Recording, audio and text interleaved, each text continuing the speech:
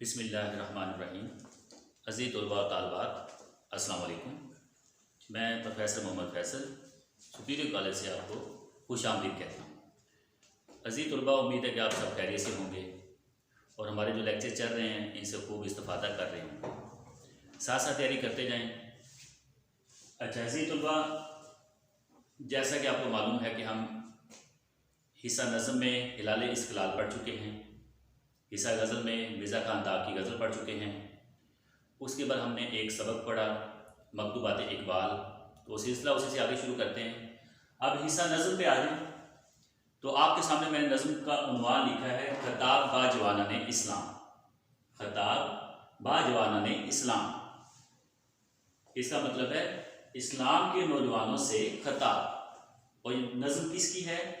अल्लामा मोहम्मद इकबाल की। ठीक है, तो सबसे पहले मामूल के मुताबिक शायर का थोड़ा सा तारुफ देख लें। अल्लामा इकबाल की ये बड़ी ही मशहूर ज़माना नज़म है। इसमें वो नौजवानों से खिताब कर रहे हैं।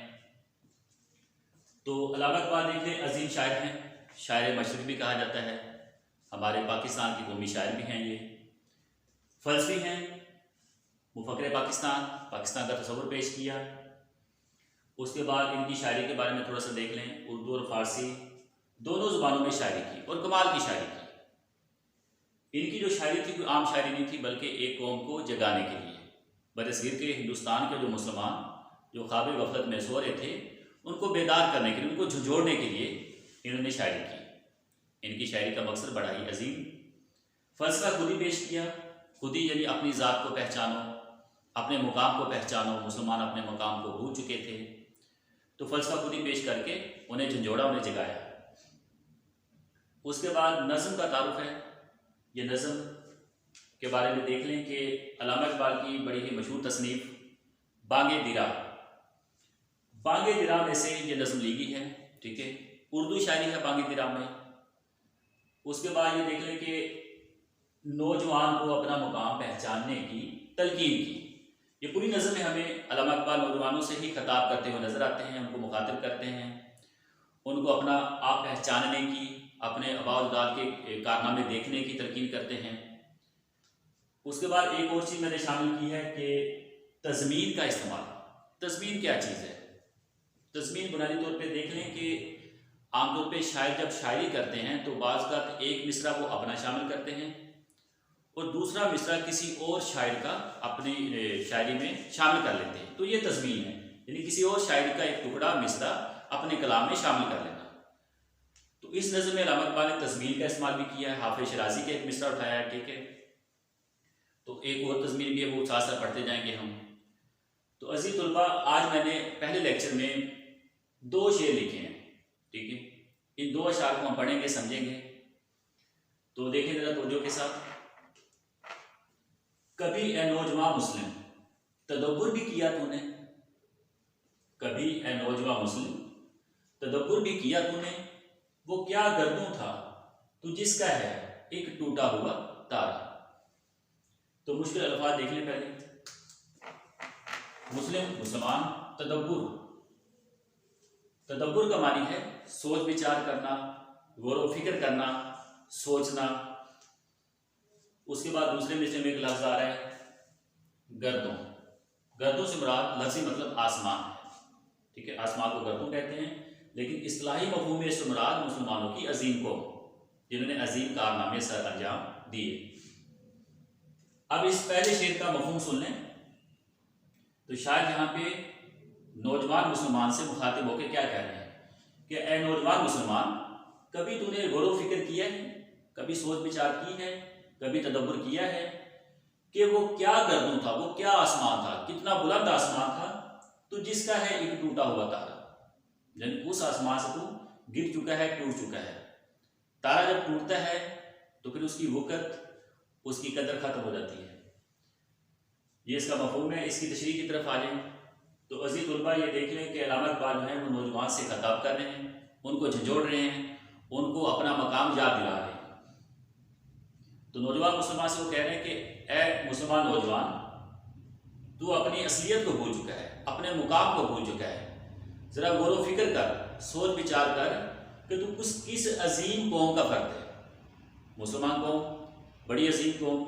अगर हम माजी के औराक पे नज़र दौड़ाएँ तो मालूम होगा कि मुसलमान जो कौम थी, इन्होंने बड़े ही कारनामे सर अंजाम दिए। हर मामले में मुसलमान आगे थे, तालीम के मैदान में आगे थे, साइंस के मैदान में भी मुसलमान आगे थे। शायद आपको पता हो कि साइंस की तजर्बाती बुनियाद मुसलमानों ने रखी है। अजीम मुसलमान साइंसदानों के नाम सुनोगे आपने। उसके बाद मुसलमान माशरत में उन्होंने दुनिया को सिखाया कि माशरा कैसे कायम किया जाता है, सियासत के असूल बताए, तिजारत के असूल बताए, बहुत से इलाके फतह किए। तो मुसलमान कौम माजी में एक अजीम कौम थी। जैसे मुसलमान कौम को गर्दों कहा गया, आसमान से आसमान का इस्तारा इस्तेमाल किया गया गर्दों का। मुसलमान कौम को आसमान क्यों कहा गया कि मुसलमान कौम बड़ी अजीम कौम थी, इतनी बुलंदी पे थी, इतने अरूज पे जैसे कि आसमान है। लेकिन आज की मुसलमान कौम का अगर मवाजना करें माजी की मुसलमान कौम से, तो आज की मुसलमान कौम जवाल का शिकार है, हर लिहाज से पस्त हो चुकी है। हम तालीम के मैदान में भी पीछे हैं, मुआशरा भी देख लें, मुआशरत में भी हम पीछे हैं, अपनी तहजीब और सकाफत को भूल चुके हैं, और सबसे बढ़ के हम अपने दीन से भी दूर हो चुके हैं। तो उलमा इकबाल यहाँ पे नौजवान से खिताब करते हुए उनसे ये फरमा रहे कि नौजवान मुसलमान अपने मुकाम को पहचान कि तू किस अजीम कौम का फर्द है। वो जो आसमान का उस दर्जे पे वो कौम थी मुसलमान कौम, इतनी बुलंदी पे, इतने अरूज पे थी। लेकिन अब जो आज का नौजवान मुसलमान है वो उस आसमान से अलग हो चुका है, टूट चुका है। जैसे तारा जो होता है जब तक आसमान पे होता है चमकता है, रोशन होता है, लेकिन जब वो आसमान से गिरता है तो टूटा हुआ तारा, आपने देखा होगा आसमान से तारे टूट के गिरते हैं तो वो रास्ते में ख़त्म हो जाते हैं, उनकी कदर ख़त्म होगी, उनका मकाम ख़त्म हो गया, उनकी हैसियत ख़त्म होगी। तो आज का नौजवान मुसलमान भी उस अजीम कौम का फ़र्द था, लेकिन वो अपना मकाम भूल के अपना जो वजूद है वो ख़त्म कर चुका है। उसकी कोई इज़्ज़त नहीं, कोई कदर नहीं पूरी दुनिया में। अगर हम पूरी दुनिया में देखें तो मुसलमानों की अब वो पहले जैसी वक़्त, पहले जैसा रोबो दबदबा नहीं रहा जो पहले था। और उसकी वजह क्या है कि पहले जो माजी के मुसलमान थे उनके पास ईमान की ताकत थी, वो दीन इस्लाम के पैरोकार थे। लेकिन आज का जो मुसलमान है वो दीन इस्लाम को भुला चुका है। तो हम ये भी कह सकते हैं कि अल्लामा इकबाल यहाँ पे मुसलमान कौम को दीन इस्लाम की तालीमात की पैरवी करने की तलकीन करते हैं। अगर हम दीन इस्लाम को अपनाएंगे तो इंशाल्लाह दोबारा हम पे अरूज आएगा, दोबारा हम तरक्की करेंगे। तो अजीज तलबा, पहला शेर जिसकी मैंने तशरीह की है, इसके हवाला जात में 2 शेर मैंने लिखे हैं, ये सुन लें। अपने मन में डूबकर पा जा सुरागे जिंदगी, अपने मन में डूबकर पा जा सुरागे जिंदगी, तू अगर मेरा नहीं बनता ना बन, अपना तो बन। यानी अपने मन में डूब जा, अपने ज़मीर को झंझोड़, अपना तज़किया नफ्स कर, अपने आप को पहचान। अगर इंसान अपने आप को पहचान ले, अपना बन जाए, इंसान अशरफुल मखलूक़ात है और मुसलमान सबसे बेहतरीन कौम है, तो फिर वो जारी बातें की तरक्की करेंगे। सिर्फ अपने आप को पहचान ले, जो ज़िंदगी का सुराग है उसको पहचान ले, उसको हासिल कर ले। एक और शेर मैंने लिखा है हवाला जात में, वो ज़माने में मोअज़्ज़िज़ थे मुसलमान होकर, वो ज़माने में मोअज़्ज़िज़ थे मुसलमान होकर, और तुम ख्वार हुए तारिक कुरान होकर। ये जो ज़माना कदीम के माजी के मुसलमान थे वो बड़े मोअज़्ज़िज़ थे, उनकी इज़्ज़त थी, उनका रौब था पूरी दुनिया पे। और आज हम जो मुसलमान हैं हम ख्वार हो चुके हैं। हालांकि हमारे पास कुरान पाक भी है, हम उसको पढ़ते नहीं, उसको समझते नहीं, उस पर अमल नहीं करते। तो दूसरे शेर को देखते हैं। तुझे उस कौम ने पाला है आगोशे मोहब्बत में, तुझे उस कौम ने पाला है आगोशे मोहब्बत में, कुचल डाला था जिसने पाँव में ताजे सरेदारा।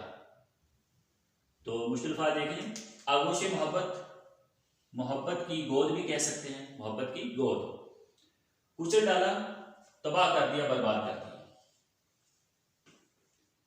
तो दूसरे मिसरे के आखिर में ताजे सरेदारा, इसको हम तलमी भी कह सकते हैं, तलमी के तौर पे शायद ने यहाँ पे इस्तेमाल किया है।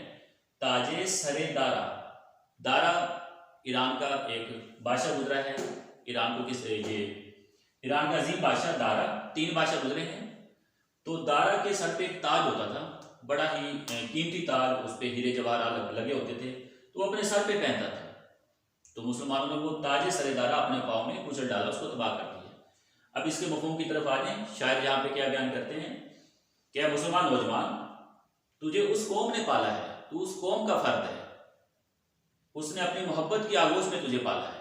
ये अजीम कौम कौन सी है? मुसलमान कौम है। ये वो कौम है जिसने माजी के अजीम बादशाह दारा का जो ताज था वो अपने पांव के नीचे रोंद डाला था, कुचल डाला था। तो इसकी तशरीह की तरफ आ जाए। सबसे पहले ये देखें कि यहाँ पे भी अल्लामा इकबाल जो हैं वो नौजवान मुसलमान को झंझोड़ रहे हैं। पहले शेर में उन्होंने उनको ये बताया कि आप किस अजीम कौम का फर्द हैं, ठीक है। दूसरे शेर में वो ये बता रहे हैं कि वो अजीम कौम, उसकी यहाँ पे एक खूबी बयान हुई है, आगे मजीद खूबियाँ बयान होंगी अगले अशआर में, कि वो उस अजीम कौम ने ईरान जैसी अजीम सल्तनत को फतह किया था। तो तुझे उस अजीम कौम ने पाला है अपनी मोहब्बत की गोद में, जिसने ईरान को फतह किया था, जो उस ज़माने की बहुत बड़ी सुपर पावर थी, बहुत बड़ी ताकत थी। अजीज तुलबा ये सुन लें कि जब रियासत मदीना कायम हुई तो उसके बाद इस्लाम फैलता गया, मुसलमानों की फतूहात बढ़ती गई, मक्का भी फतह हुआ, बाद में पूरे अरब को मुसलमानों ने फतह किया। तो उस दौर में दुनिया में जो अजीम ताकतें थी दो थी, ठीक है। एक ईरान की ताकत थी, सल्तनत ईरान थी, और दूसरी रोम थी।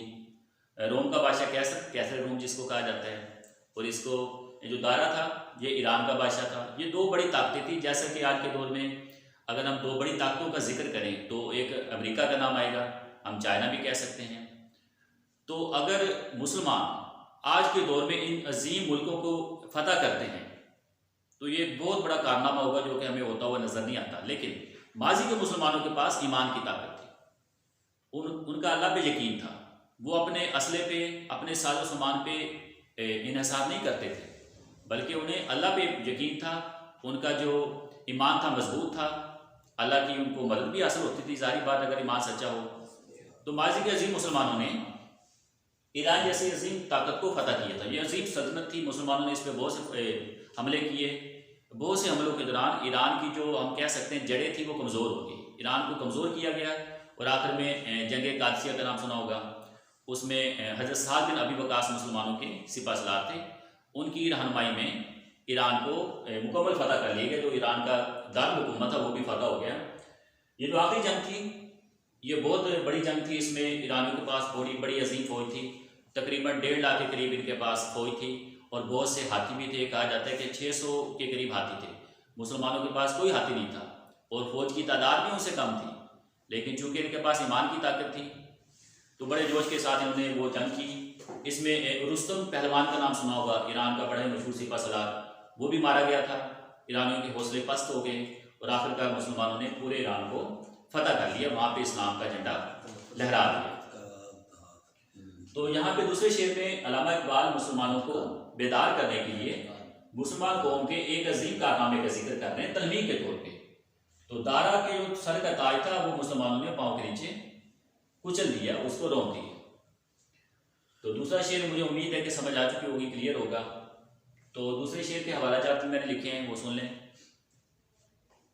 शान आंखों में ना जचती थी जहां दारों की, शान आंखों में ना जचती थी जहां दारों की, कलमा पढ़ते थे हम छाव में तलवारों की। ये वो अजीम मुसलमान जो हर वक्त तलवारों की छाव में रहते, हर वक्त जिहाद करते। आज का मुसलमान जिहाद को पसे पुष्ट डाल चुका है, ठीक है। तो माजी का मुसलमान जिहाद को अपनाता था, जिहाद भी फर्ज है, ठीक है। तो जिहाद के जरिए वो इलाकों को फतह करता जाता, जहाँ पे भी जुल्म होता वो इलाके फतह करके वहाँ पे मजलूम का आसरा बनता। एक और शेर इसी हवाले से, बातिल से दबने वाले ए आसमां नहीं हम, बातिल से दबने वाले ए आसमां नहीं हम, 100 बार कर चुका है तू इम्तिहान हमारा। बातिल यानी झूठ, जुल्म से हम दबते नहीं मुसलमान को।